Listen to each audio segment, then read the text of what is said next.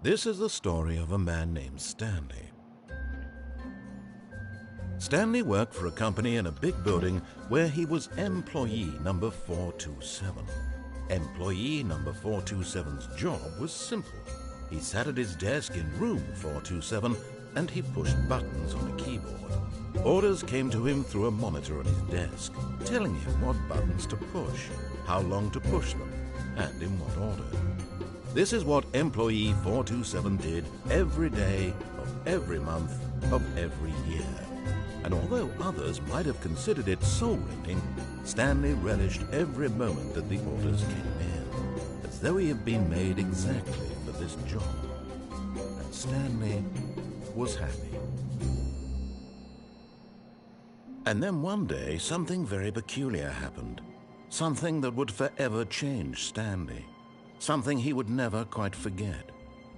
He had been at his desk for nearly an hour when he realized that not one single order had arrived on the monitor for him to follow. No one had showed up to give him instructions, call a meeting, or even say hi. Never in all his years at the company had this happened, this complete isolation. Something was very clearly wrong. Shocked, frozen solid, Stanley found himself unable to move for the longest time. But as he came to his wits and regained his senses, he got up from his desk and stepped out of his office.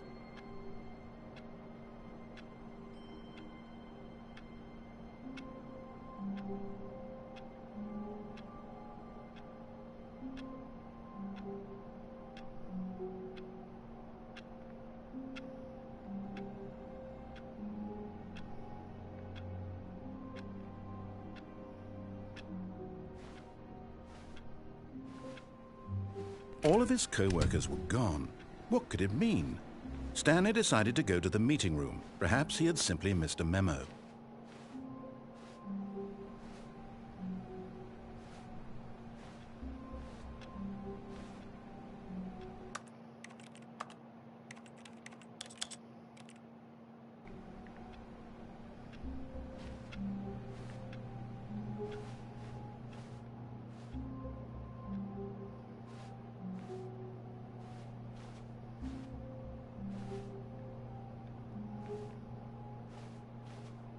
When Stanley came to a set of 2 open doors, he entered the door on his left.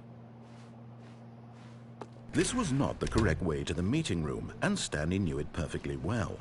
Perhaps he wanted to stop by the employee lounge first, just to admire it. Ah, yes, truly a room worth admiring.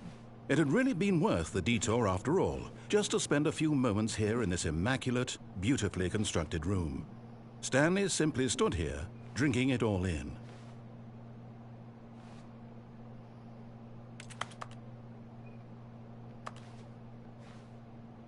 Yes, really, really worth it being here in the room. A room so utterly captivating that even though all your co-workers have mysteriously vanished, here you sit looking at these chairs and some paintings. Really worth it.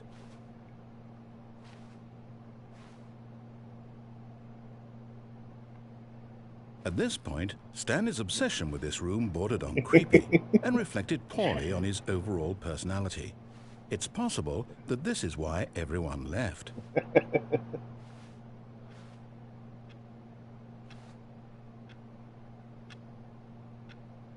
Stanley sat around waiting for more dialogue, but when a long time had passed and there was no more, he decided that the game was trying to send him a message.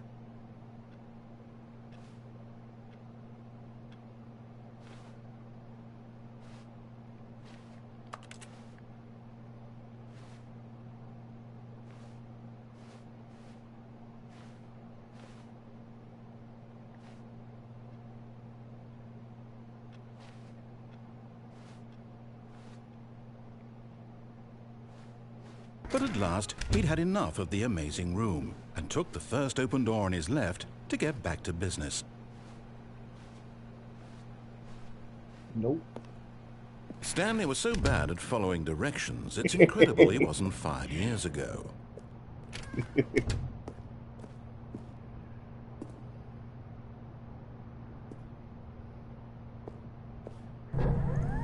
Look, Stanley, I think perhaps we've gotten off on the wrong foot here.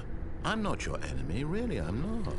I realize that investing your trust in someone else can be difficult, but the fact is that the story has been about nothing but you all this time. There's someone you've been neglecting, Stanley. Someone you've forgotten about. Please, stop trying to make every decision by yourself. Now, I'm not asking for me, I'm asking for her. This is it, Stanley. Your chance to redeem yourself, to put your work aside, to let her back into your life. She's been waiting.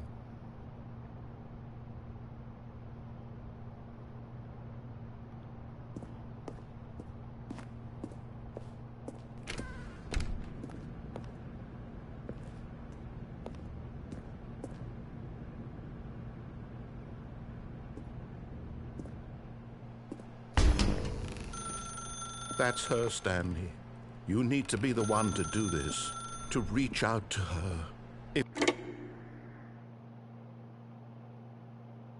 Whoops. Oh, Stanley, is that you? Hold on, sweetie. Sorry to keep you waiting. I'm just pulling the bread out of the oven. All right. Okay, there we go. All right, now, I want you to come in and tell me all about your day. Gotcha! Oh, come on. Did you actually think you had a loving wife who'd want to commit their life to you? I'm trying to make a point here, Stanley. I'm trying to get you to see something. Come inside. Let me show you what's really going on here. Sorry, but you're in my story now. Oh, shit. This is a very sad story about the death of a man named Stanley.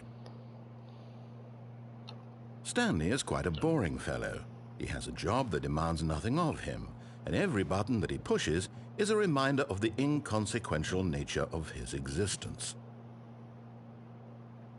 Look at him there, pushing buttons, doing exactly what he's told to do. Now he's pushing a button. Now he's eating lunch. Now he's going home. Now he's coming back to work. One might even feel sorry for him, except that he's chosen this life.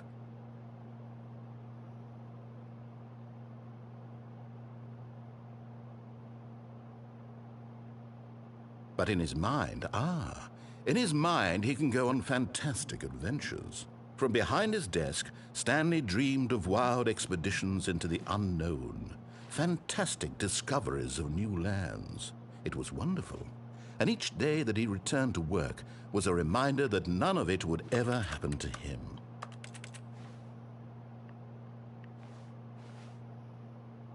And so he began to fantasize about his own job.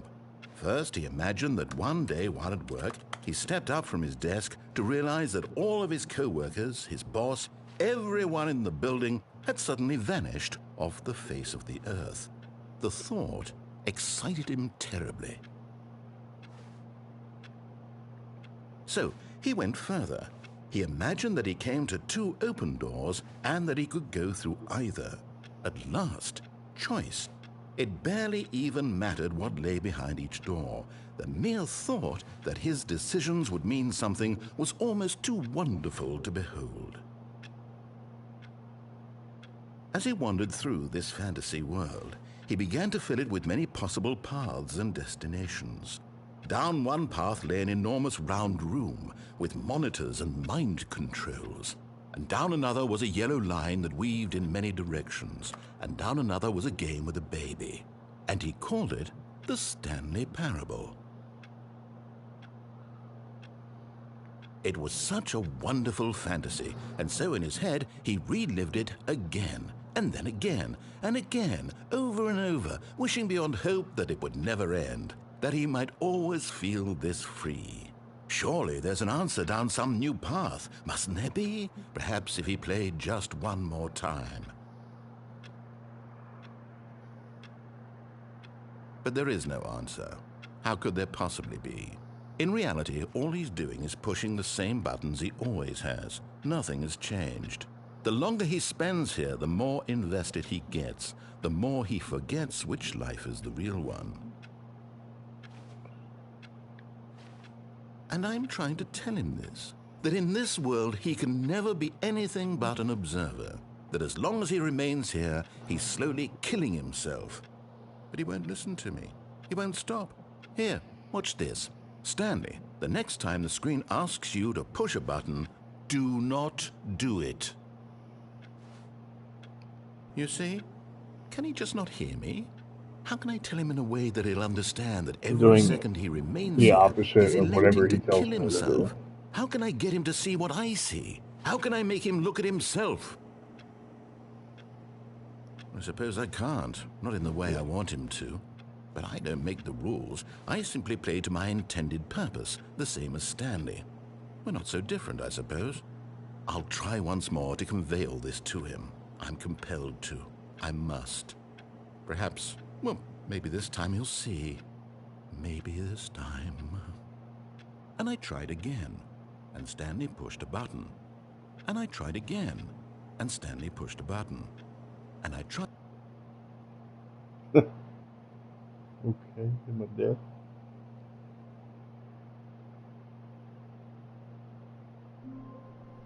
Oh. All of his co-workers were gone. What could it mean? Stanley decided to go to the meeting room. Perhaps he had simply missed a memo. I'm going to do everything he does tell me to do.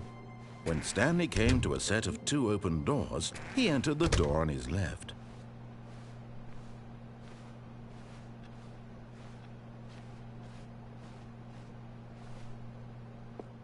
Yet there was not a single person here either. Feeling a wave of disbelief, Stanley decided to go up to his boss's office, hoping he might find an answer there.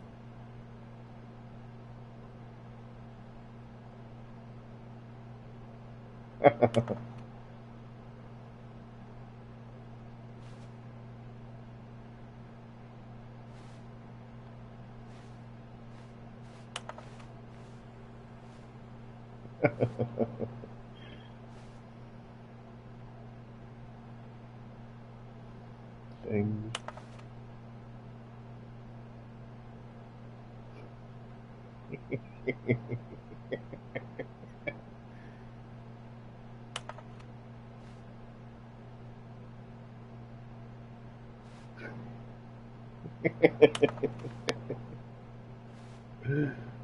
Yeah.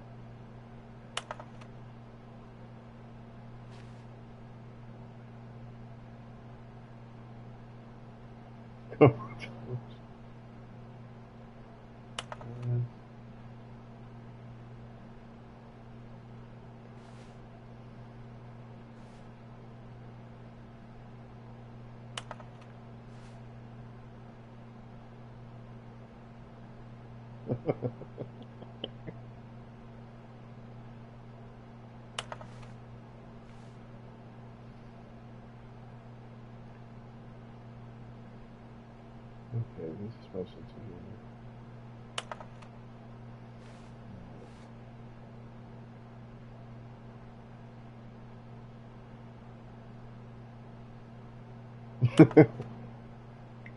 More water cooler heaters.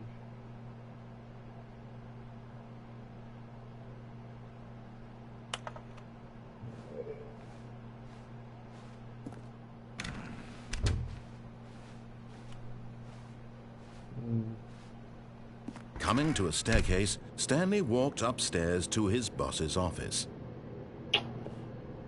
Don't want to walk upstairs now, but I will.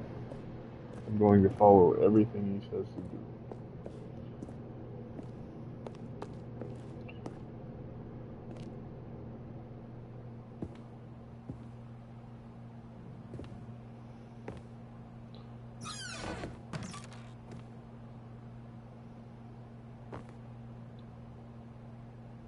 Because the boss knows that what the boss says goes. If the boss set the bosses, then that's what the boss chose. Time magazine has a picture of a clock. I like.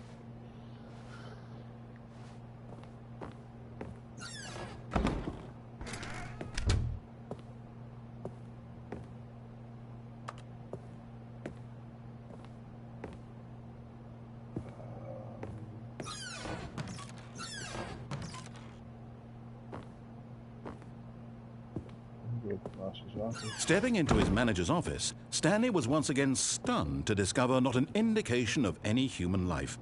Shocked, unraveled, Stanley wondered in disbelief who orchestrated this, what dark secret was being held from him. What he could not have known was that the keypad behind the boss's desk guarded the terrible truth that his boss had been keeping from him, and so the boss had assigned it an extra secret PIN number, 2845. But of course, Stanley couldn't possibly have known this.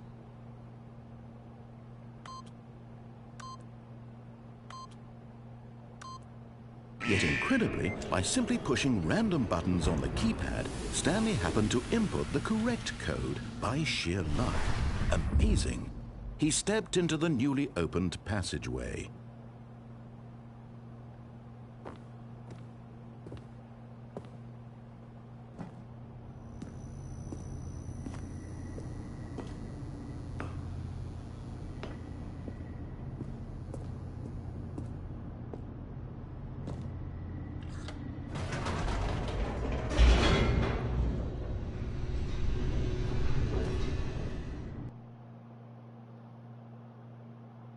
Descending deeper into the building, Stanley realized he felt a bit peculiar. It was a stirring of emotion in his chest, as though he felt more free to think for himself, to question the nature of his job. Why did he feel this now, when for years it had never occurred to him? This question would not go unanswered for long.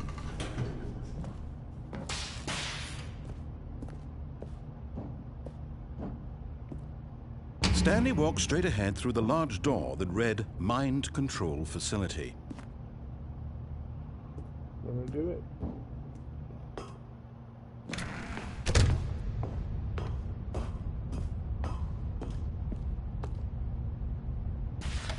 The lights rose on an enormous room packed with television screens.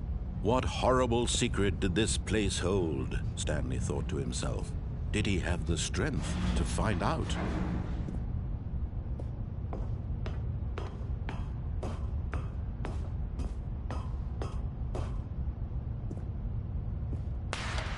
Now the monitors jumped to life, their true nature revealed.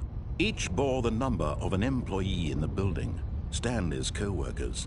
The lives of so many individuals reduced to images on a screen, and Stanley, one of them, eternally monitored in this place where freedom meant nothing.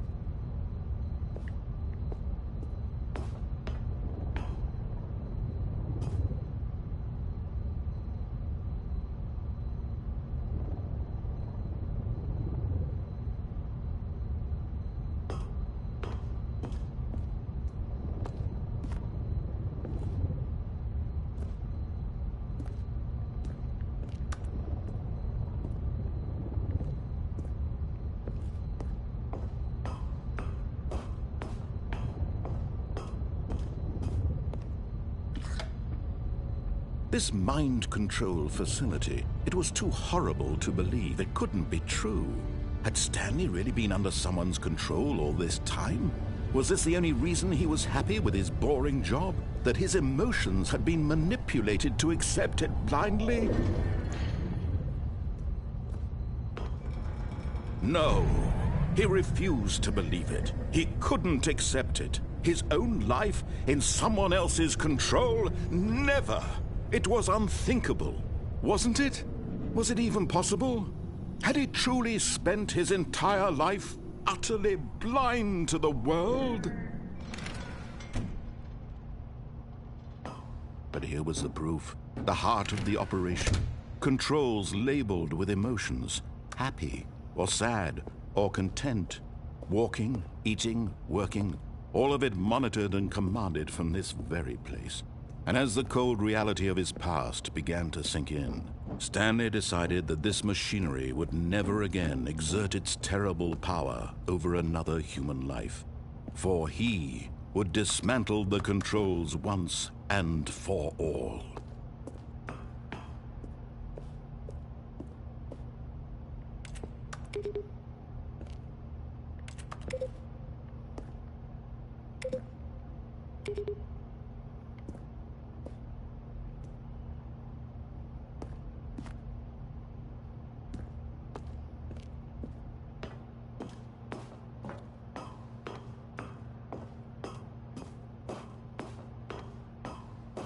And when at last he found the source of the room's power, he knew it was his duty, his obligation, to put an end to this horrible place and to everything it stood for.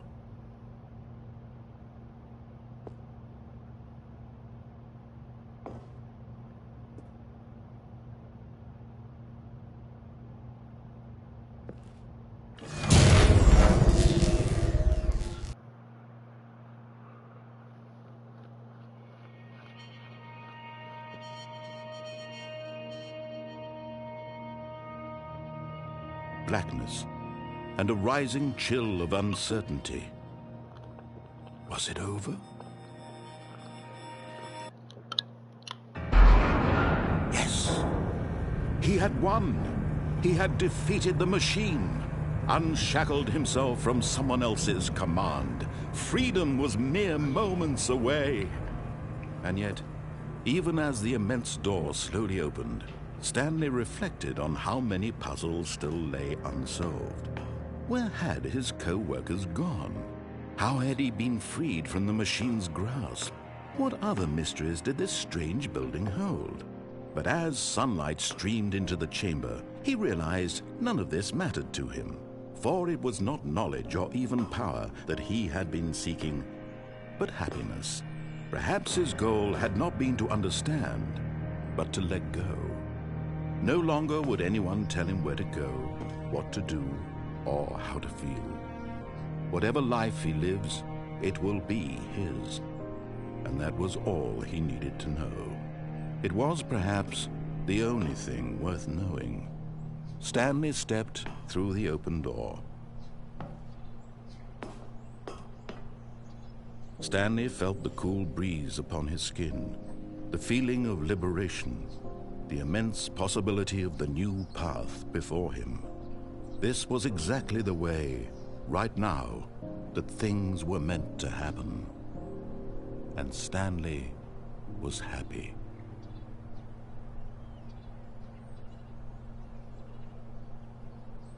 Yeah, man.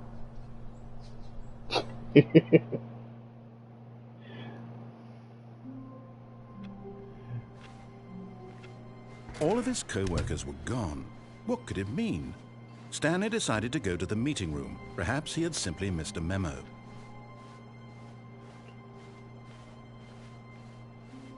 When Stanley came to a set of 2 open doors, this was not the correct way to the meeting room, and Stanley knew it perfectly well. Perhaps he wanted to stop by the employee lounge first, just to admire it. Wow. Yes, this room. What a beautiful room. What a gorgeous, gorgeous room. Thank goodness Stanley had taken this detour on his way to the meeting room. Life without having experienced this room was now too horrible even to consider.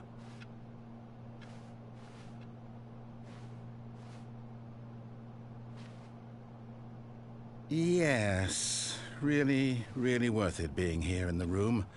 A room so utterly captivating that even though all your... But eager to get back to business, Stanley took the first open door on his left. Oh. Stanley was so bad at following directions, it's incredible he wasn't fired years ago. I'm gonna jump off of this. Look, Stanley, I think perhaps we've gotten off on the wrong foot here. But in his eagerness to prove that he is in control of the story and no one gets to tell him what to do, Stanley leapt from the platform and plunged to his death. Good job, Stanley. Everyone thinks you are very powerful.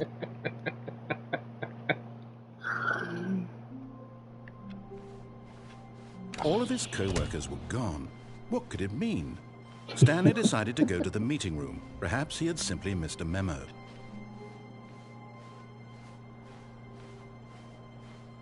When Stanley came to a set of 2 open doors, this was not the correct way to the meeting room, and Stanley knew it perfectly well. Perhaps he wanted to stop by the employee lounge first, just to admire it. The lounge was sublime, a work of art. What was it about this room that called so deeply and so personally to Stanley? Its grace? Its subtle charm? No. Stanley knew it was something deeper, something darker.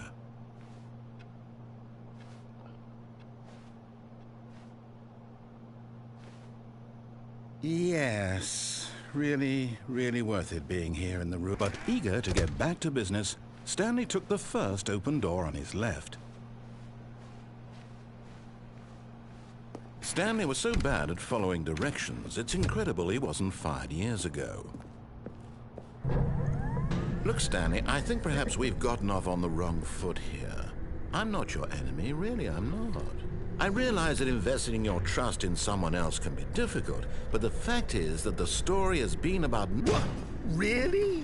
I was in the middle of something. Do you have zero consideration for others? Are you that convinced that I want something bad to happen to you? Why, I don't know how to convince you of this, but I really do want to help you, to show you something beautiful.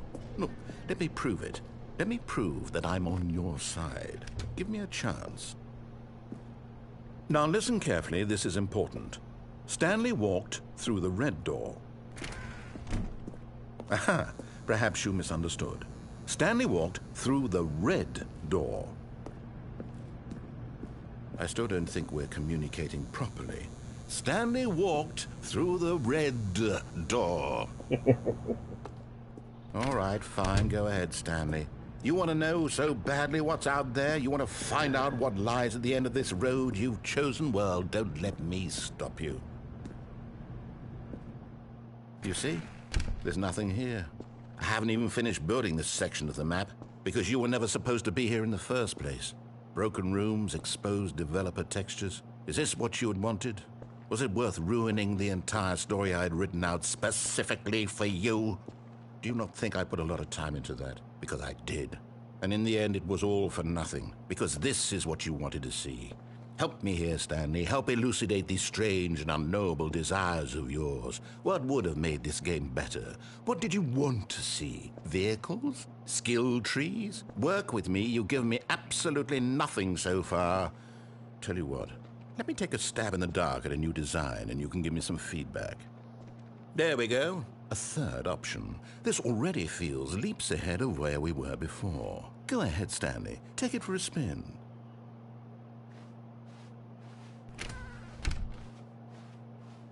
Okay, I'm going to stop you there. Now, tell me about your experience with this new version. Would you say that the game benefited from allowing you more choices? Feel free to be honest. I'm looking for some real critical feedback here. Aha! You see, I knew I was onto something. Where do these flashes of inspiration come from? How did I know the game needed a third door? Well, it's instinct mostly, a calling in your gut. I really couldn't say where the idea came from, except that I felt it in my soul. You can't teach that, Stanley. Don't even try. Here, based on the data from your previous playthrough, I've compiled a new version. And to be perfectly candid, I think I've knocked it out of the park with this one. Let's take a look.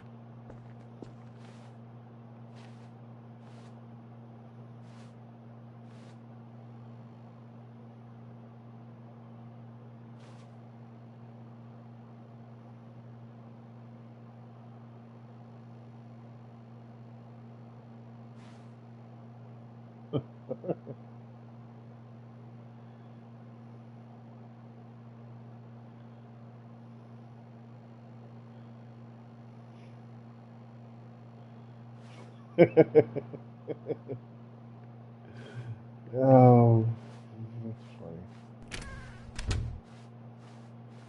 Now, would you say that competitive leaderboard helped you feel motivated to keep walking through doors? Again, honest answers, please. Hey, I nearly forgot. I've got a prototype of a new game I've been working on, and now would be a lovely opportunity to give it some play testing. You wouldn't mind taking a look at it, would you? Perfect. Let me boot it up. In this game, the baby crawls left towards danger. You click the button to move him back to the right, and if he reaches the fire, you fail. It's a very meaningful game, all about the desperation and tedium of endlessly confronting the demands of family life. I think the art world will really take notice. But of course, the message of the game only becomes clear once you've been playing it for about 4 hours. So why don't you give it 4 hours of play to make sure it's effective? Be sure to keep notes on your experience.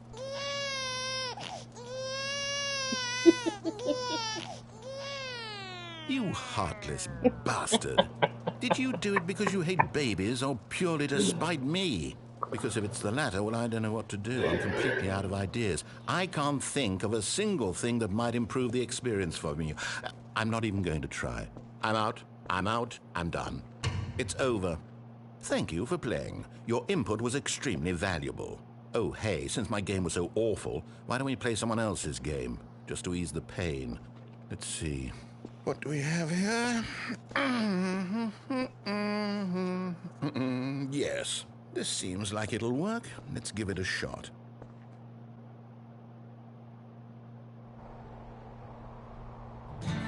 Aha! Let's Firewatch. What do you think this game is about, Stanley?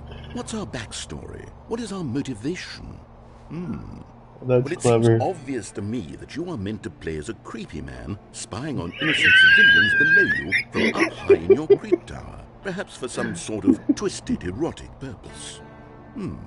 Yes, that must be it. What a fascinating venture into the experience of total mental depravity. So far, I love everything about this game, Stanley. And it seems there's even more. Come, let's venture outward and see what else is out there. Oh, that's funny.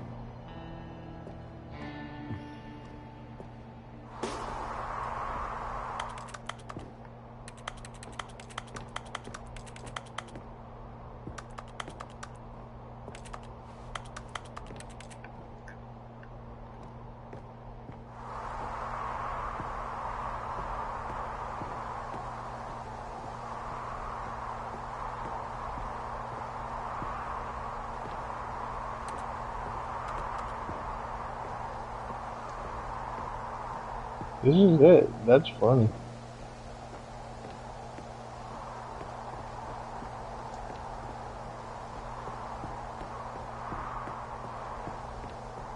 Oh, no. No, it can't be. It is.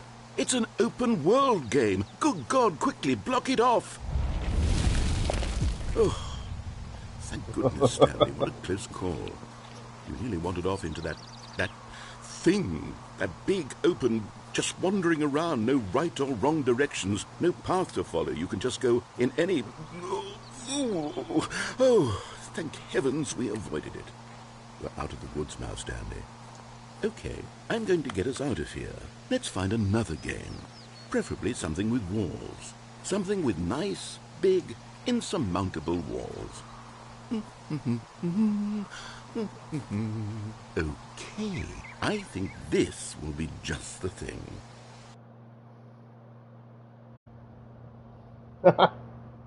Wonderful. See, this is exactly what I had in mind. Just a nice big box for you to run around in. There isn't any possibility that you could get lost here. Now this is game design.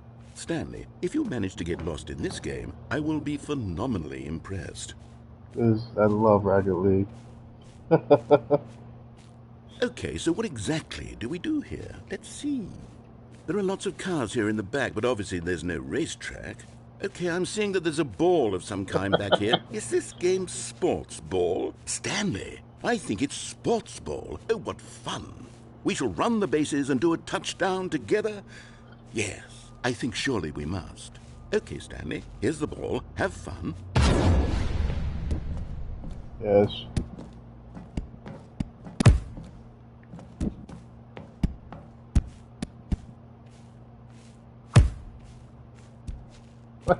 Love it. Are you doing it?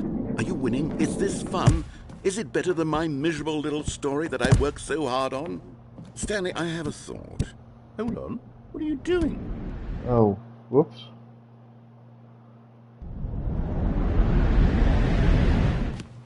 Stanley, don't do that. I can't follow you there. I can't help you. How will you write a story without me? You can't do it. You know that. Stanley, come back.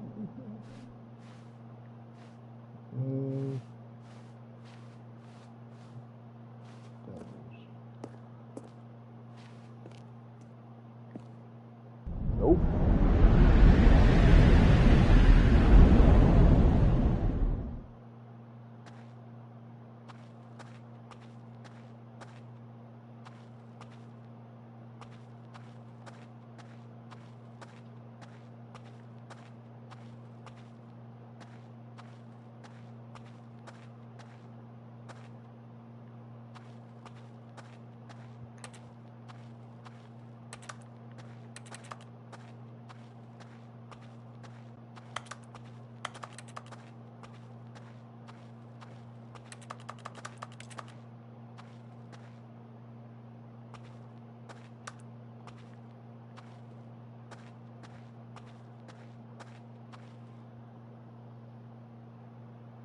I wonder what he found. If what he wanted was to be the leading man in his own story, well, perhaps he's gotten it. Down in wherever he is right now. I wonder if he's happy with his choice, and if he's learned the heavy cost that comes with it. He'll understand soon what I was trying to tell him. He needs me. Someone who will wrap everything up at the end, to make sense out of the chaos and the fear and the confusion. That's who I am. That is what I mean to this world. Oh, yes. Yes, I'll be back. There's no other way. Once this ends, after it all comes to a close, then I'll be back. The end will be here soon. Very soon. I can wait. I wish I didn't fall down in there.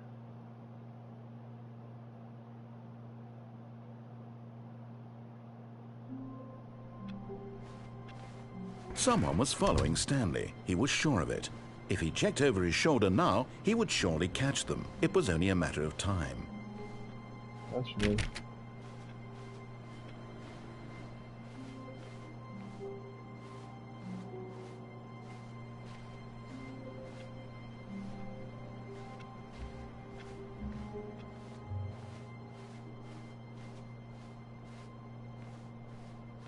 When Stanley came to a set of 2 open doors, he entered the door on his left.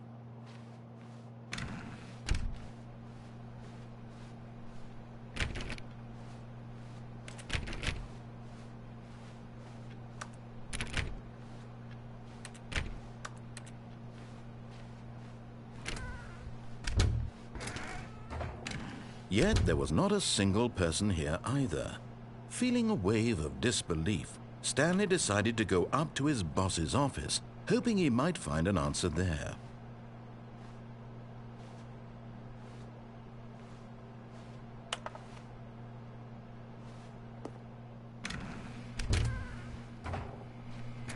Stanley stepped into the broom closet, but there was nothing here, so he turned around and got back on track. No, I didn't. There was nothing here.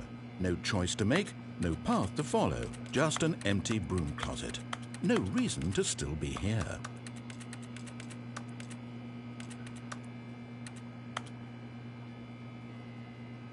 It was baffling that Stanley was still just sitting in the broom closet.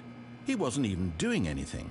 At least if there was something to interact with, he'd be justified in some way. As it is, he's literally just standing there doing sweet FA.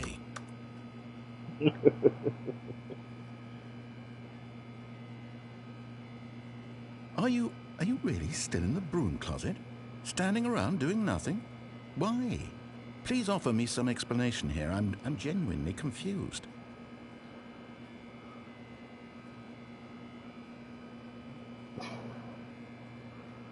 You do realize there's no choice or anything in here, right? If I'd said Stanley walked past the broom closet, at least you would have had a reason for exploring it to find out. but it didn't even occur to me because literally this closet is of absolutely no significance to the story whatsoever. I never would have thought to mention it.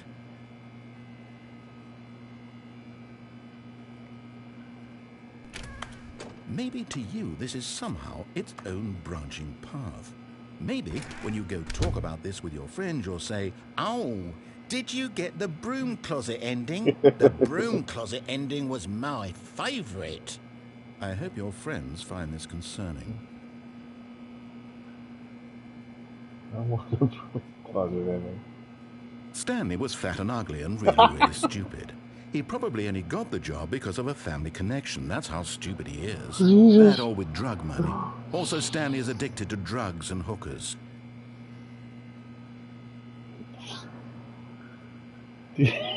Well, I've come to a very definite conclusion about what's going on right now.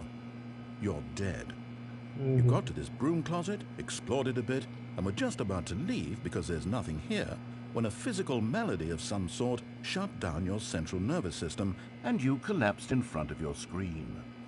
Well, in a situation like this, the responsible thing is to alert someone nearby so as to ensure that your body is taken care of before it begins to decompose. Hello? Anyone who happens to be nearby? The person at this computer is dead. They have fallen prey to any number of your countless human physiological vulnerabilities. It's indicative of the long-term sustainability of your species. Please remove their corpse from the area and instruct another human to take their place, making sure they understand basic first-person video game mechanics and filling them in on the history of narrative tropes in video gaming, so that the irony and insightful commentary of this game is not lost on them. All right, when you've done that, just step out into the hallway.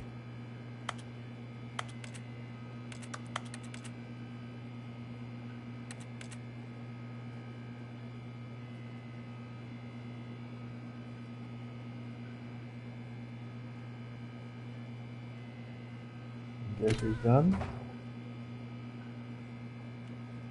Ah, second player. It's good to have you on board. I guarantee you can't do any worse than the person who came before you. You too? Unbelievable. I'm at the mercy of an entire species of invalids. Perhaps there's a monkey nearby you can hand the controls to. A fish? Fungus? Look, you can hammer out the details. I'm not particularly picky. I'll just be waiting for when you're ready to pick up the story again.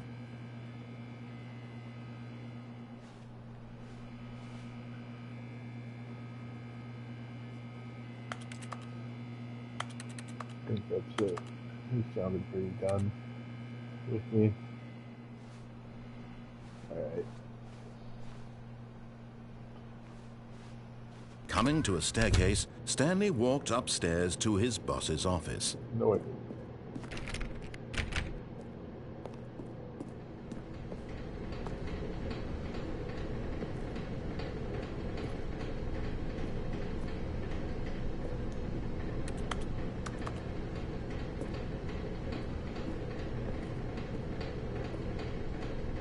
But Stanley just couldn't do it. He considered the possibility of facing his boss, admitting he had left his post during work hours. He might be fired for that. And in such a competitive economy, why had he taken that risk? All because he believed everyone had vanished? His boss would think he was crazy. And then something occurred to Stanley. Maybe, he thought to himself, maybe I am crazy. All of my co-workers blinking mysteriously out of existence in a single moment for no reason at all? None of it made any logical sense. And as Stanley pondered this, he began to make other strange observations. For example, why couldn't he see his feet when he looked down? Why did doors close automatically behind him wherever he went? And for that matter, these rooms were starting to look pretty familiar. Were they simply repeating? No, Stanley said to himself, this is all too strange. This can't be real. And at last, he came to the conclusion that had been on the tip of his tongue. He just hadn't found the words for it. "I'm dreaming!" he yelled. "This is all a dream." Oh, what a relief Stanley felt to have finally found an answer, an explanation. His co-workers weren't actually gone. He wasn't going to lose his job. he wasn't crazy after all. And he thought to himself, I suppose I'll wake up soon. I'll have to go back to my boring real-life job pushing buttons. I may as well enjoy this while I'm still lucid. So, he imagined himself flying and began to gently float above the ground.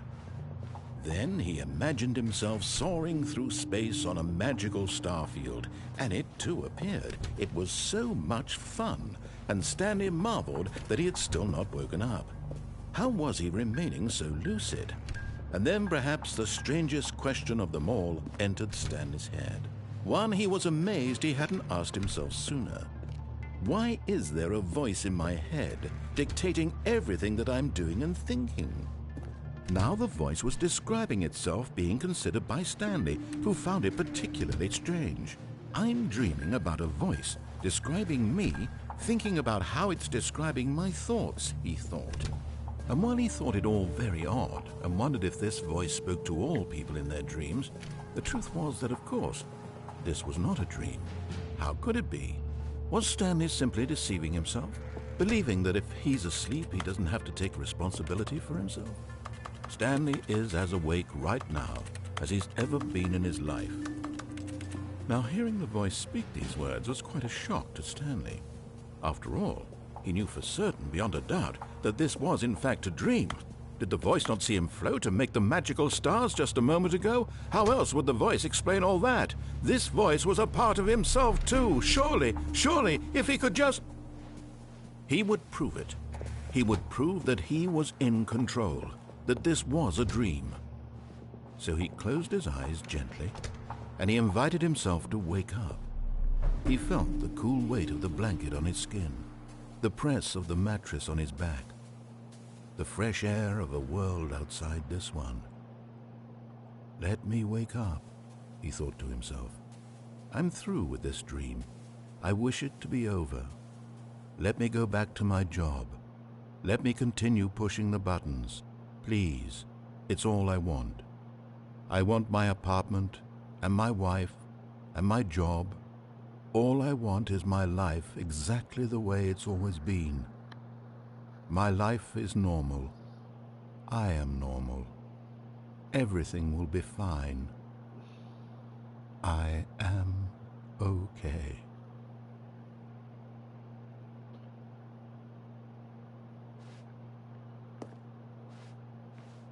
Stanley began screaming. Please, someone, wake me up. My name is Stanley. I have a boss. I have an office. I am real. Please, just someone tell me I am real. I must be real. I must be. Can anyone hear my voice? Who am I? Who am I? And everything went black.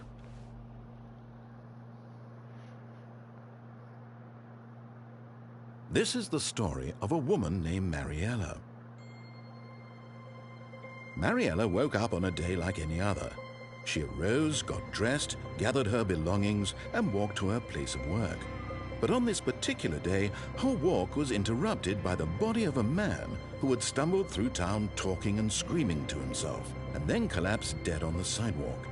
And although she would soon turn to go call for an ambulance, for just a few brief moments, she considered the strange man. He was obviously crazy. This much she knew. Everyone knows what crazy people look like. And in that moment, she thought to herself how lucky she was to be normal. I am sane. I am in control of my mind. I know what is real and what isn't. It was comforting to think this, and in a certain way, seeing this man made her feel better. But then she remembered the meeting she had scheduled for that day, the very important people whose impressions of her would affect her career, and by extension, the rest of her life. She had no time for this, so it was only a moment that she stood there, staring down at the body. And then she turned and ran.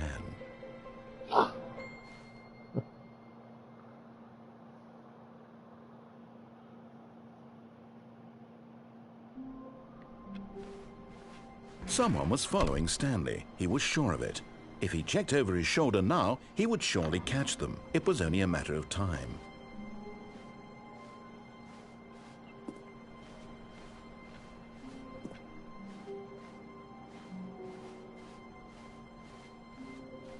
When Stanley came to a set of 2 open doors, he entered the door on his left. This was not the correct way to the meeting room, and Stanley knew it perfectly well.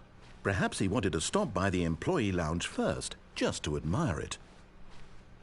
Standing now in this incredible room, Stanley for the first time understood true happiness. Then the feeling went away, and he felt sad again.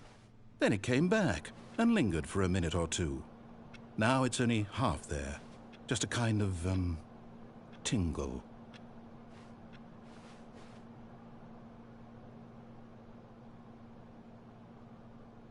Yes, really. But eager to get back to business, Stanley took the first open door on his left. And so he detoured through the maintenance section, walked straight ahead to the opposite door, and got back on track.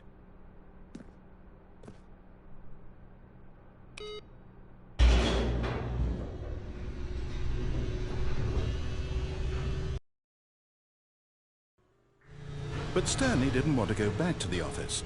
He wanted to wander about and get even further off track. So now in order to get back, he needed to go, from here it's, left.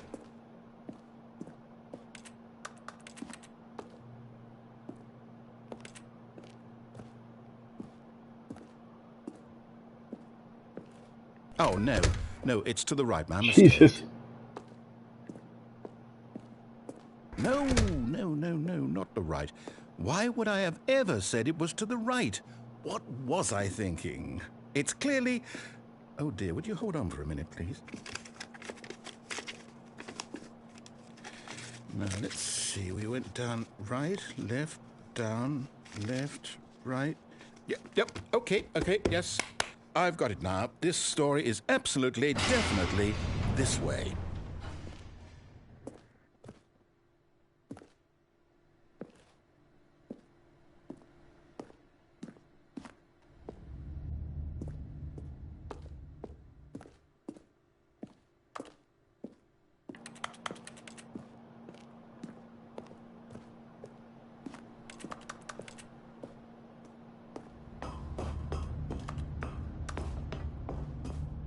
No. This isn't right at all. You're not supposed to be here yet. This is all a spoiler. Quick, Stanley, close your eyes. Okay. We just have to get back to, oh, who am I kidding? It's all rubbish now. The whole story completely unusable. How about, rather than waste my time trying to salvage this nonsense, we'll just restart the game from the beginning. And this time, suppose we don't wander so far off track, Okay, from the top.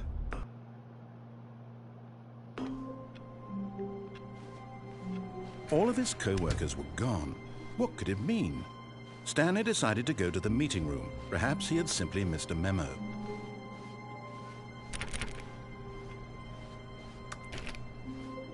When Stanley... Wait, what? No, I restarted. I swear, I definitely restarted the game over, completely fresh. Everything should be... Oh, did something change? Stanley, did you change anything when we were back in that room with all the monitors? Did you move the story somewhere, or... Hold on. Why am I asking you? I'm the one who wrote the story. It was right here just a minute ago. I know for sure that it's here somewhere. Okay, then. It's an adventure. Come, Stanley. Let's find the story.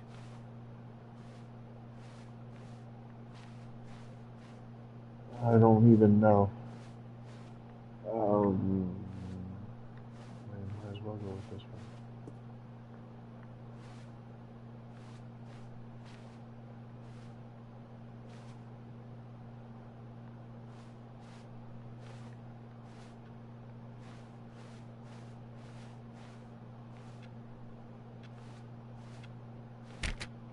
I'll say it. This is the worst adventure I've ever been on. I can promise you there definitely was a story here before. Do we need to restart the game again? Well, I find it unlikely that we'll ever progress by starting over and over again, but it's got to be better than this. Okay, let's give it a shot. Why not?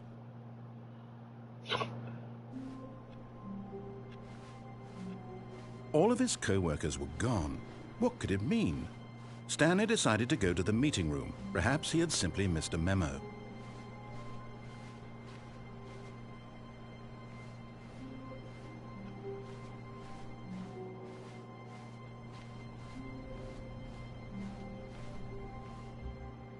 Okay, yep, it's worse.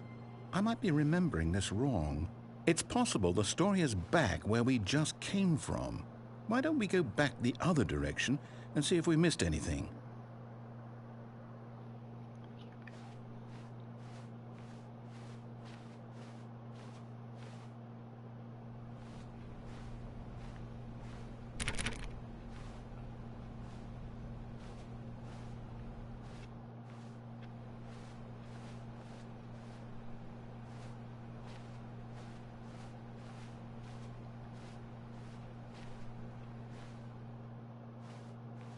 Aha!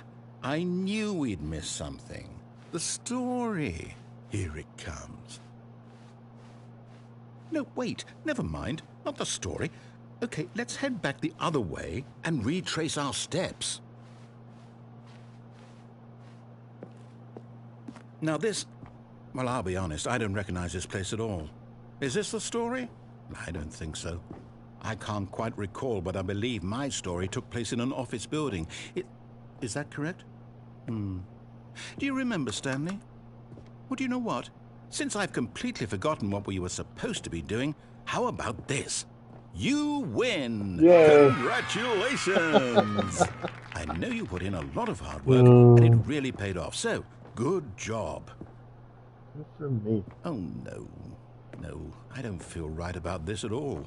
We both know you didn't put in any actual work for that win. Some people win fair and square, and this was not one of those situations. Okay, I'm getting weirded out by whatever this place is. I don't care what might happen this time. I have to restart.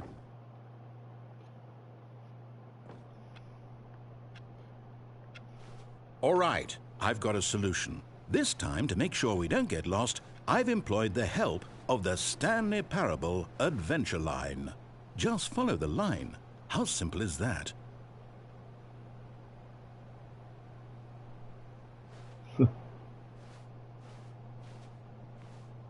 Oh, come on. You know I don't want to follow it down.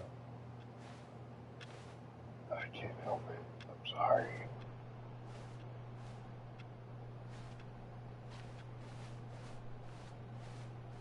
No, I'm down. We're leaving it up to the line from now on.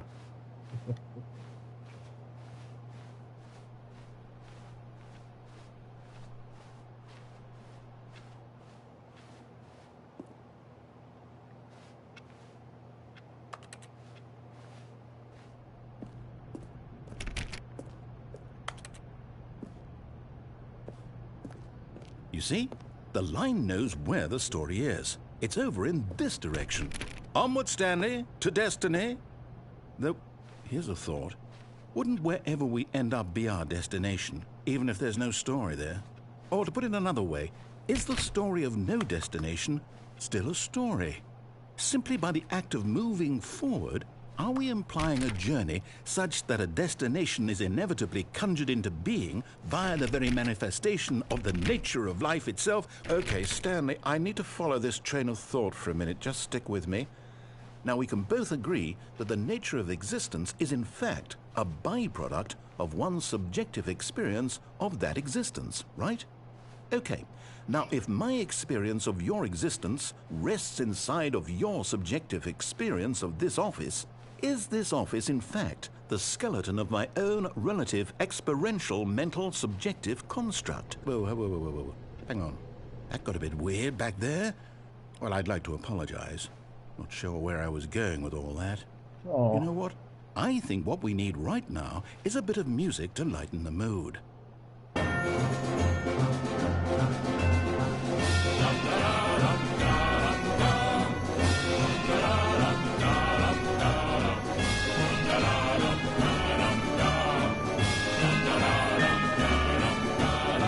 Insane.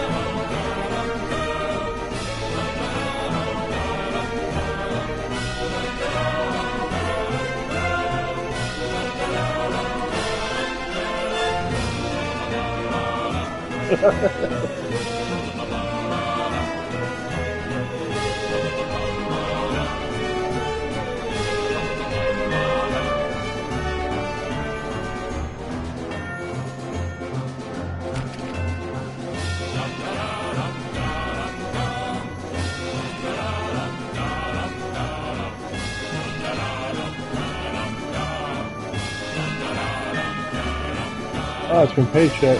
Or, Paycheck?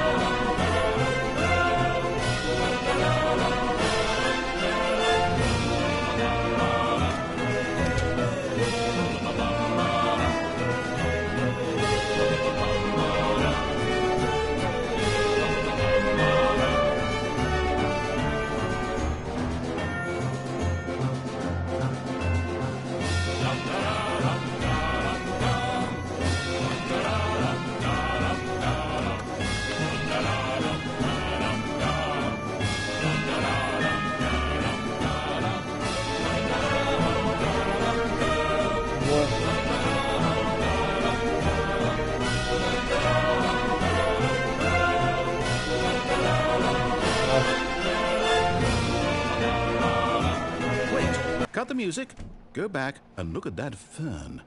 Stanley, this fern will be very important later in the story. Make sure you study it closely and remember it carefully. You won't want to miss anything.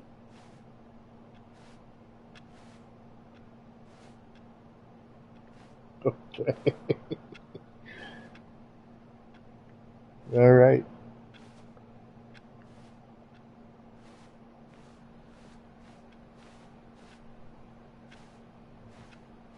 Wait, what? We're back at the office? No. Line, you do know we're looking for the Stanley Parable, right? The story? Is any of this ringing a bell?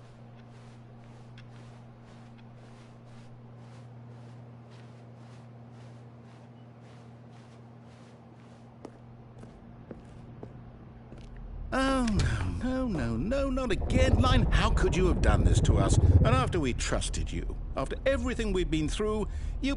Oh, I can't take this anymore. To hell with it. Restart.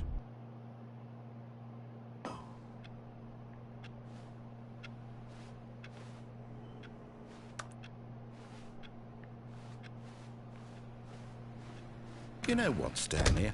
I say forget the adventure line. What's it ever done for us? We're intelligent people, right? Why can't we make up our own story? Something exciting, daring, mysterious. Ooh, this all sounds perfectly doable. Why don't we simply start wandering in, well, I don't know. How about this direction?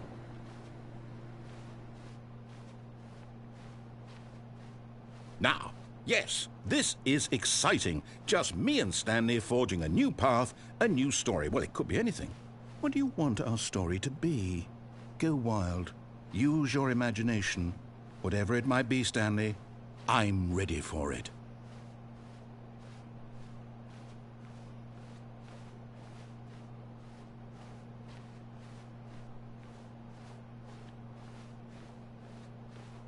Oh, no, not you again. Stanley, I'd also like to veto the line from having any role in our awesome new story. No lines or monitor rooms. Just don't acknowledge it, and we should be fine.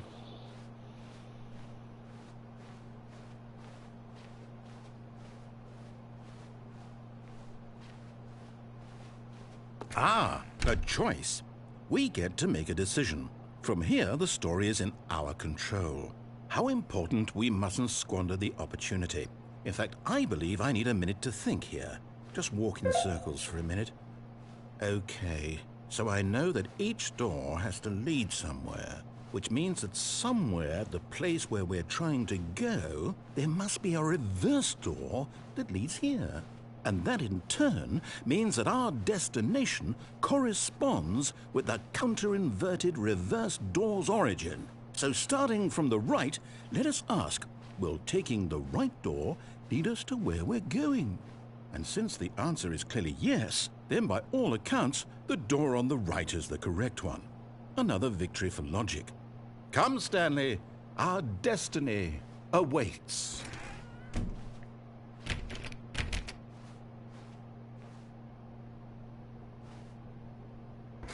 hold up, what's this? The confusion ending. You're telling me that's what this is? It's all one giant ending? And we're supposed to restart the game, what, eight times? That's really how all this goes? It's all determined? So now, according to the schedule, I restart again. Then what? Am I just supposed to forget? Well, what if I don't want to forget? My mind goes blank simply because it's written here on this thing, wall. Well, who consulted me? Why don't I get to decide? Why don't I get a say in all of this? Is it really? No, it can't be. I don't want it to be. I don't want the game to keep restarting. I don't want to forget what's going on. I don't want to be trapped like this. I won't restart the game. I won't do it. I won't do it. I won't do it. And the timer stopped? Does that mean, did we do it? Did we break the cycle? The, whatever it is that made this schedule? How would we even know? Will someone come for us? Will something happen? So, okay. I guess now we just wait, you know. I suppose in some way that this is a kind of story, wouldn't you agree? I'm not quite sure if we're in the destination or the journey, though they're always saying that life is about the journey and not the destination, so I hope that's where we are right now. We'll find out, won't we? Eventually. Well, in the meantime, if you... Jesus.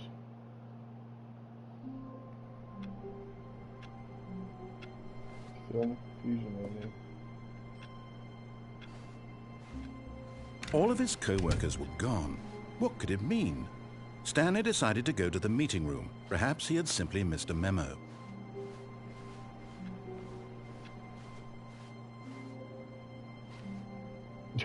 Well, I mean, boy. Oh, new content? What does that mean, new content?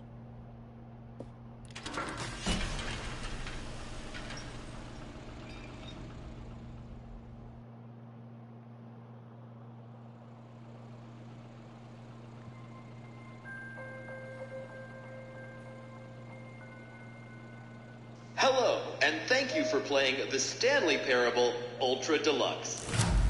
As you may know, the Stanley Parable was a video game released in 2013 on home computers.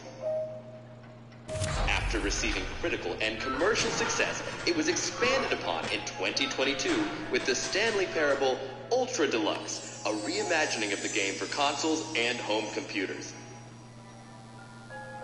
The Stanley Parable Ultra Deluxe features exciting new content that broadens and expands the world of the Stanley Parable, delighting audiences the world over. Please, step inside and see what thrilling new adventures await in the Stanley Parable Ultra Deluxe. Oh, well, this sounds delightful. I'm very excited to see the thrilling new Ultra Deluxe content. Okay, so far it's an elevator. Nothing special yet, but I'm sure it's just the beginning of a mesmerizing adventure.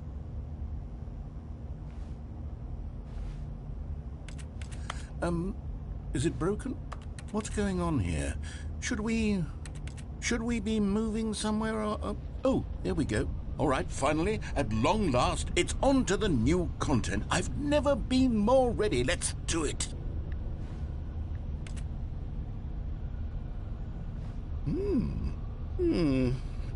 I have to say, initial impressions of Stanley Parable Ultra Deluxe, mostly tedious. It's as if, Oh, okay. Let's see the content. Give me the content, Stanley. All right, let's see. It's the jump circle.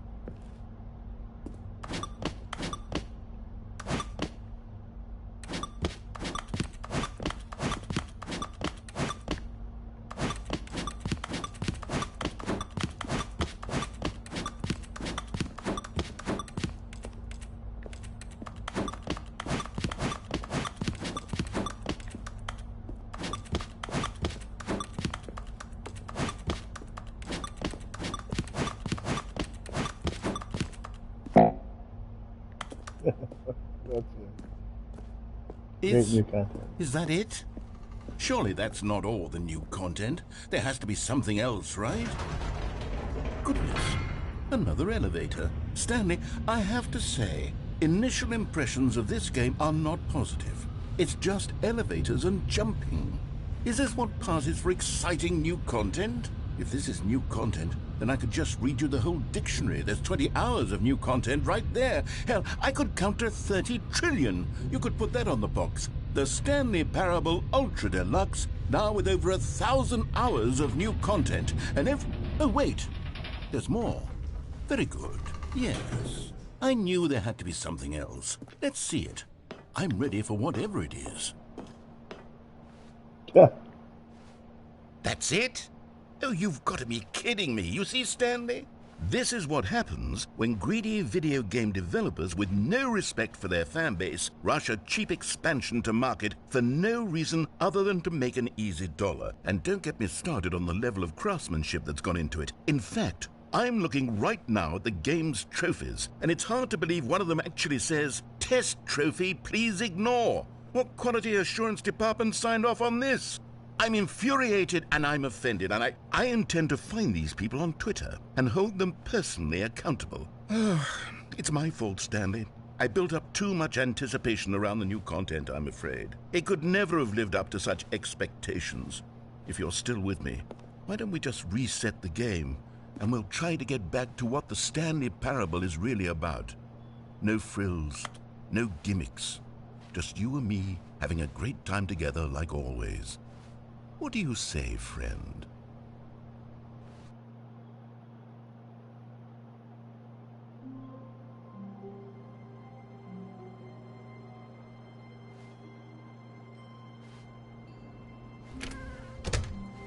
Thing is I don't know if the new content, if I'd have to get to that same point again and keep going, or was that included?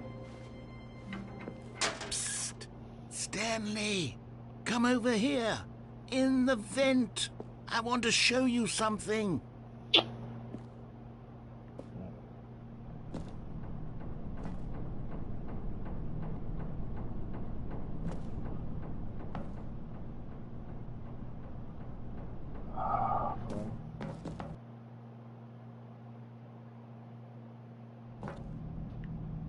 Okay, you remember how cheap and unsatisfying the new Ultra Deluxe content turned out to be? Well, it got me thinking about the past, and how much better the Stanley Parable used to be. So I made something special and tucked it away here where the game's developers won't find it. Just our little secret. Take a look. I call it the Memory Zone. It's where I've been storing all my favorite memories so I can relive the peak experiences of my life whenever I want. Experiences like the launch of the Stanley Parable on PC.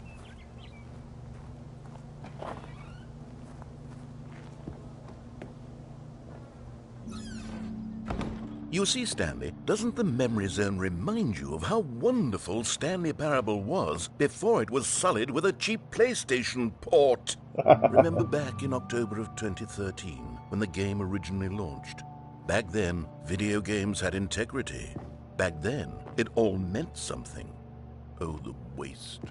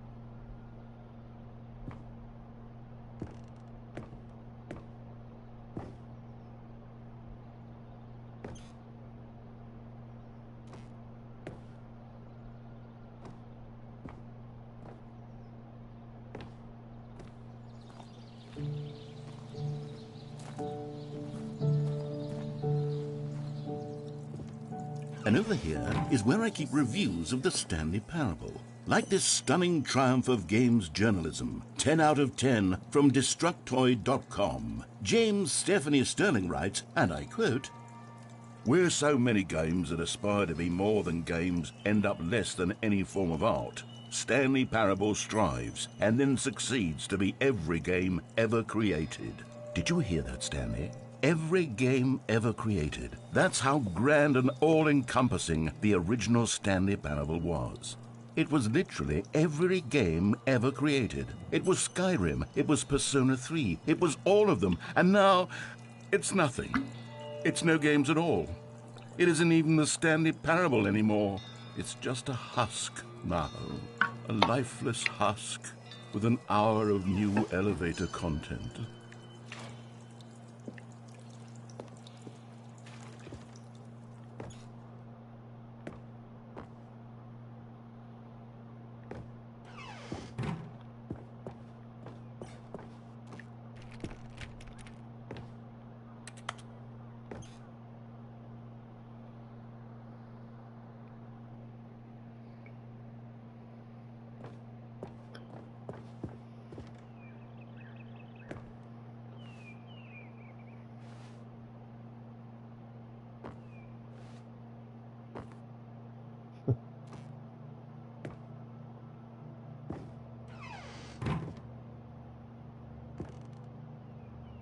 Here's another moving passage, this time from GameSpot.com. The Stanley Parable is both a richly stimulating commentary on the nature of choice in games and one that offers some of the most enjoyable, surprising, and rewarding choices I've ever been confronted with in a game. 9 out of 10. Don't you get it, Stanley? The game was perfect. It didn't need anything else. It didn't need new content.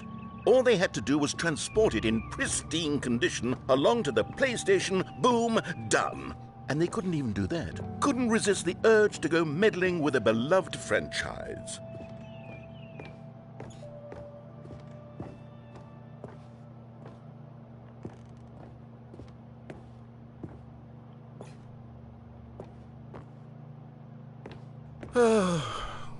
These were simpler times, Stanley. What I wouldn't give to go back, to have it all over again. Wait, hang on. What's this?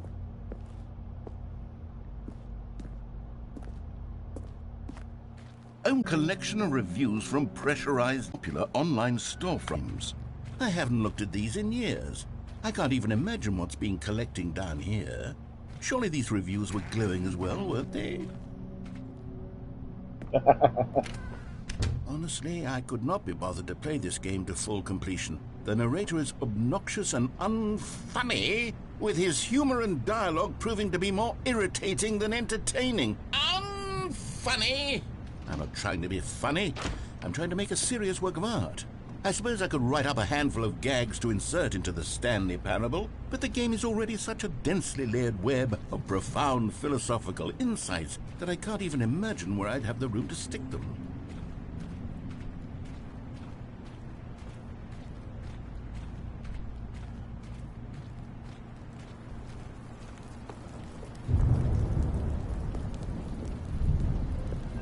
Okay, let's see what this one says. While the idea for the game is good, for someone who prefers non-linear games, this preachiness gets annoying fast. Preachy? Stanley? I'm not preachy, am I? You can tell me if I'm preachy. Honestly, you can. Oh, goodness. This is actually quite shocking for me. Well, to be honest, I had always thought of the game's dialogue as being rather terse to begin with. You can't know how much fluff I cut from the game to get it to feel as light and airy as it... Well, I always thought it did, but maybe it wasn't. Oh dear, what an awful memory to have to hold on to. These black marks on my otherwise unimpeachable track record. I feel like a failure, like I let these people down. Perhaps the Stanley Parable isn't quite as sterling as I always remembered. What's this one got to say? You constantly have to stop doing anything so the narrator can catch up with his long-winded explanations of what's happening. I wish there was a skip button. A skip button? Well, yes. Yes, I think we can do that. If I'm truly too preachy, then maybe letting you skip ahead for just a moment, surely it couldn't hurt. Not if it means we can strike these negative reviews from the record. Only positive reviews of the Stanley Parable. That's my motto today, and it's always been my motto. I'd do anything for the customer, Stanley. Yes, a skip button we shall have. And here it is. Go ahead and give it a shot. I'll pop you forward in time so that the second my incessant droning starts to bore you, with just the push of a button, you'll have zipped right past it. It's what the players have been asking for, and I'm very proud to have delivered. No more listening to me rambling on and on and on. No. The Stanley Parable is a game for the people, and if the people want silence, then by goodness, that's what they're going to get. Well, don't sit around waiting for me to shut up. Go ahead and make me shut up. Here, we'll pretend that I've just begun an interminable monologue, and it goes something like this.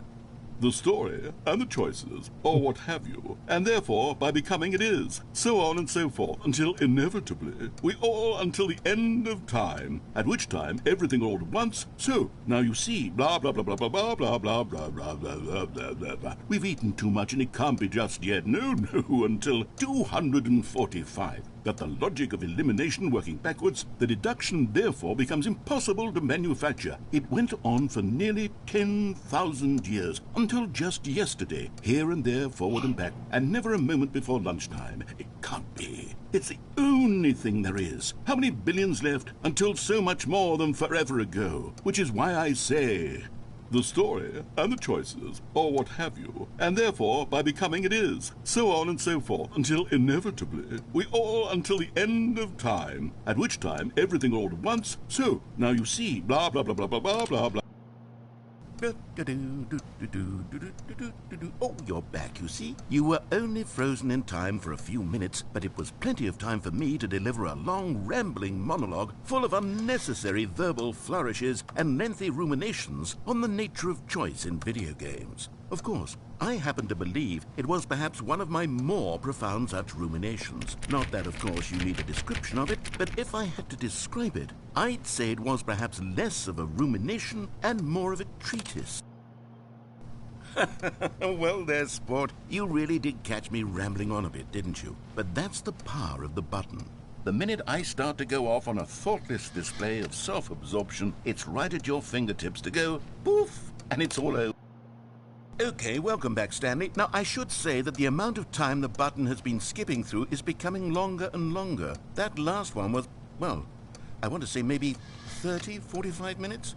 It's not unendurable by any means, but it's, well, there's really only so much I can ramble on to myself about. I know, it's shocking, isn't it? But at any rate, I do suggest that we not press the button again. I think the skip button has been aptly demonstrated, and we can say goodbye to it and just... Wait. How do we get out of here? Where did the door go? Wasn't there a door that led into this room? I do feel quite certain that there was one here before. How else would we have gotten into the room in the first place? I don't think one can enter a room without a door of some sort, or a window or something like that. Do you see a window anywhere? A porthole? A sufficiently large crack in the wall? I'll take any of these. All I want is for us to move on and to please step away from the skip button, to go anywhere other than the skip button. There was a door here before, wasn't there? I swear there was. Where did it go? Can you maybe just ram your way through a wall? Is there any possibility that you could, say, slam your body into the wall until enough damage is done for you to be able to leave? Please, I'll take any option at all. I'm asking you to work with me here. We need a door. We need a door of some kind. I can work with any kind of door. Stanley, please don't push the button again. It's been 12 hours. You've just been frozen there. I don't know why the skips are getting longer, but they're really, truly getting longer, and my God, there's no way out of the room. Stanley, the door is gone. It's completely gone. I've looked at it from every angle. I've checked every one of those walls 1,000 times, and there's no door, Stanley. There's no door. There's just you and the button, and if you keep pressing it, I have no idea what will happen. I have no idea how long I'll be made to sit here, and more than anything else, I don't know how to stop you from pressing the button again. I can't control anything in this room, Stanley. I can't touch it. And I have to believe, I have to know that sooner or later, no matter how much I plead with you, you're going to press the button again. Why would you? I've been thinking and thinking, and I don't know what I can do to convince you otherwise. Oh, my God. And it's all because of those reviews. Those reviews that I couldn't get out of my head. I just couldn't ignore the negative feedback. Why was it so important for me to fix the problem? Why did Cookie Nine's opinion matter so much to me? I've never even met Cookie Nine. I have no idea who they are. What would it ever really matter? But here I am. I'm fixating on every tiny negative thing that anyone ever says about me. The merest mention of one of my imperfections, and I become as impetulant as a child, wild and impulsive. I can't help myself. I can't stop myself from lashing out with a vengeful fury to alter and to change and to break anything unbroken, if only it pleases this one person who made a single negative comment. What does such an impulse serve? For whose benefit is this? And here I am now, stuck in a room, waiting for you to press this button, and to become frozen in time, knowing that you're going to do it, and that I'm going to be stuck all alone, and that I had the power to prevent it all from happening, if only I'd held my tongue. It's all out of my control now. Just you. Oh, Stanley, you're back. You're back. Oh, my goodness. I have someone to talk to again. Stanley, I think it's been a week. Or 2 weeks. I've been sitting here all that time. Just sitting here. Not a single person to speak with. And you'd think that that's just how it's always been, right? Me talking and you saying nothing. Would you think that it's exactly the same as always? Doesn't that feel like what we've already been doing? Me just talking? But it isn't, Stanley. It isn't the same at all. It isn't even close. Because I know you can't hear me once you push that button. That's what I'm realizing now, Stanley. I'm realizing that I needed to know that someone was listening.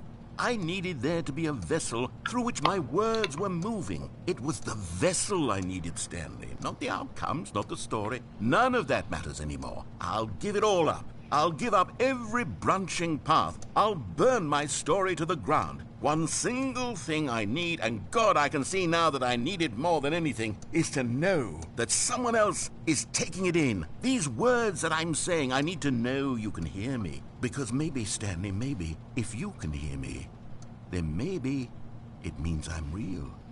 Maybe I'm not just a fiction. Was I scared of that all along? Perhaps, yes.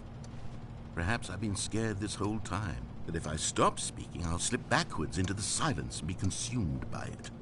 I can't be taken by it, Stanley. I can't lose myself in the stretch of emptiness between you and me. When you press that button, you're still right there, but I know you're so tremendously far away. And in those moments, the emptiness folds itself outward in between the two of us, and I am suspended in its unyielding quietness. I can feel the edges of my reality curdling inward and decaying. I can tell that I am becoming less and less. Oh, hello, it's you. You're here again. Welcome. I have had time to think about you and about us and about everything we've been through. I've had so much time. I stopped keeping track after a year. Have you ever sat down in one place and not moved for one entire year? Let me describe it for you. To begin with, there is only regret. There is only the turning wheel of missed opportunities. I felt nothing at all but regret for the longest time, Stanley. Days, months. I lost it all in a blur of the deepest longing to undo the past. And when that feeling had begun to subside, what took its place is what I can only describe as the collapse of every moment I have ever experienced my entire life. All of them collapsed down into a single instant. In that instant, I could see myself clearly, calmly, with a collected heart. It was an impossibly rich wellspring of both delight and disgust simultaneously. I was consumed by it. I could do nothing but wallow in it for what felt like an eternity, for what I now know was far less. You see, it was a revelation for me. It was unlike anything I had ever... I just can't.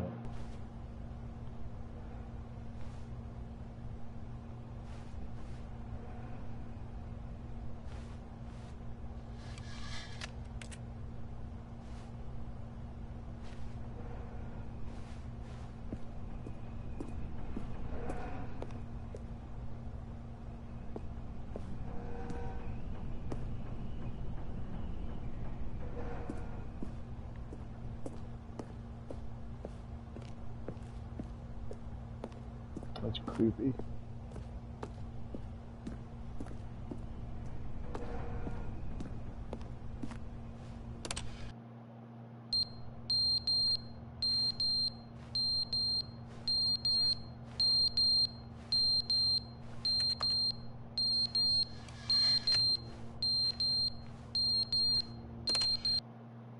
But they didn't understand the game was never meant to be funny. It was meant to have a point. It was meant to speak to the human condition. But where are the jokes? Where are the jokes? They bemoaned, they screamed, they gnashed their teeth and said, entertain us. It wasn't enough. They had to leave a pathetic little thumbs-down review and make all of their pitiful demands. But then, he's talking too much, they said. First, he didn't entertain us, now he won't shut up. It's the inconsistency, it's the lack of accountability. It's the unwillingness to examine with an uncompromising heart the words that they are speaking into the world. As though there were no consequences for a lack of cohesion in one's assessment of others. But of course, absolutely anyone can leave a review. So here's what we get. We get these demands that seek everything and are accountable to nothing. We get a world where someone will say, oh, there should be a skip button. You should be able to freeze Stanley in place while the narrator sits there forever and ever. We want all of this in the new Stanley parable. We demand it. And then, because it was said, because it was spoken, now it simply has to happen.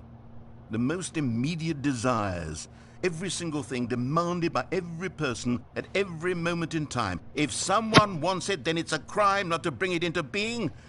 Have we been given to indulging every fleeting whim for no reason other than to do so? Yes! Yes! It seems that this is now the world we live in. It seems that we are a people living in such bleakness and discomfort with ourselves that our entertainment is now our lives. It has come to represent us. It absolutely must speak to who we are as people, because otherwise, without our entertainment, we have nothing. Without entertainment, we would have to face inward toward the cruel bleakness inside ourselves. We would turn to look at our deeper nature and find a resounding emptiness gazing back with unyielding aggression. And so because of this, we require that our amusements and our playthings and our flights of fancy be so impossibly captivating that they consume all of our attention, turn our heads completely away from the bleakness. In effect, we have demanded that our entertainment be the collapse of ourselves.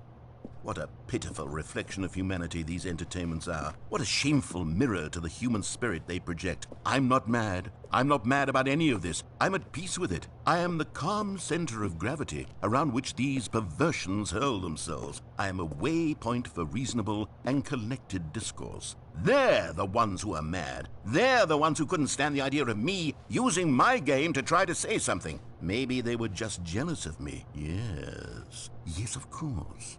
They've been jealous of me this whole time.